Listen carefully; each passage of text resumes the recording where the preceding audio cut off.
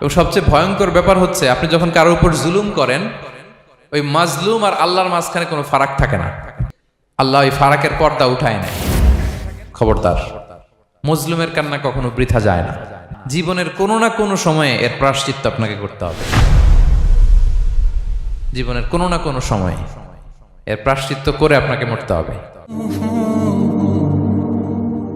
বিষ্ণু ইসলাম আরো ভয়ঙ্কর কথা বলেছেন। তিনি বলেছেন, মান যালামা কিদা শিবরিন মিনাল আরদি তুবিকাহু মিন সাবঈ আরাদিন। কেউ যদি জুলুম করে তার ভাইয়ের 1 বিঘত পরিমাণ জমিন খায়।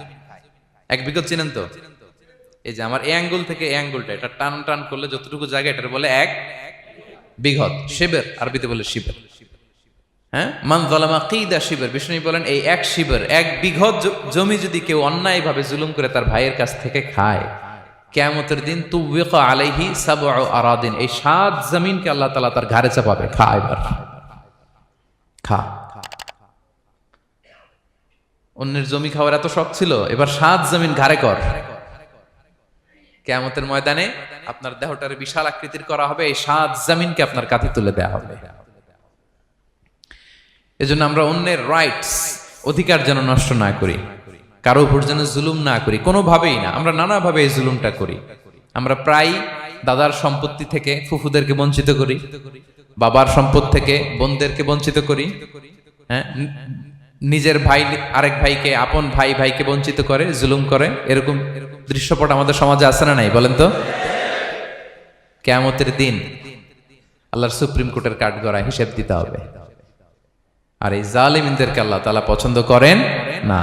এবং সবচেয়ে ভয়ঙ্কর ব্যাপার হচ্ছে আপনি যখন কারোর উপর জুলুম করেন, ওই মাজলুম আর আল্লাহর মাঝখানে কোনো ফারাক থাকে না। আল্লাহ ওই ফারাকের পর্দা উঠায় নেয়। বিষ্ণু বলেন, ইত্তাকি দাওয়াতাল মাজলুম, তোমরা মজলুমের বদদোয়াকে ভয় করো, খবরদার। কারণ ফাইন্না লাইসা বাইনাহা ওয়া বাইনাল্লাহি হিজাব, তার আর আল্লাহর মাঝে কোনো পর্দা থাকে না। দোয়া করলেই ওটা আরশে যেয়ে কবুল হয়ে যায়। আল্লাহ তাআলার চারিপাশে অনেক পর্দা আছে। কেউ কেউ বলে 70,000 নূরের পর্দা। এই 70,000টা সহিহ হাদিস দ্বারা সাব্যস্ত না, কিন্তু অসংখ্য অগণিত পর্দা, এবং পর্দাও এটা নূরের পর্দা। আচ্ছা বলেন তো, জানলা দিয়ে বাইরের আলো ঠেকাতে আমরা দেয়ালে জানালায় কি লাগাই? পর্দা লাগাই। পর্দাটা কিসের তৈরি? মোটা কাপড়ের, যাতে করে ওই আলো না আসে।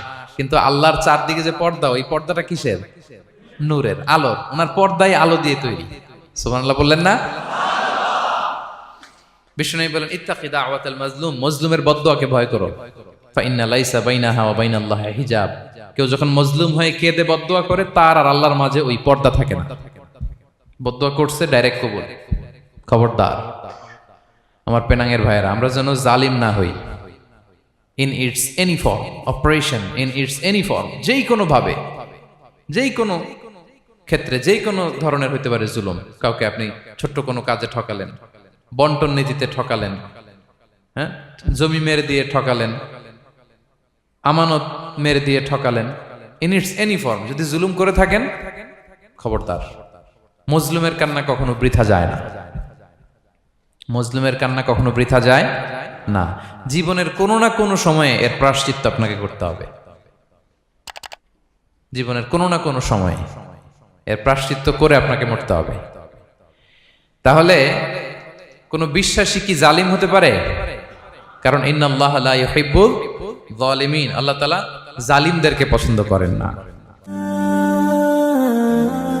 Be a part of our vision. Do listen and share the khair.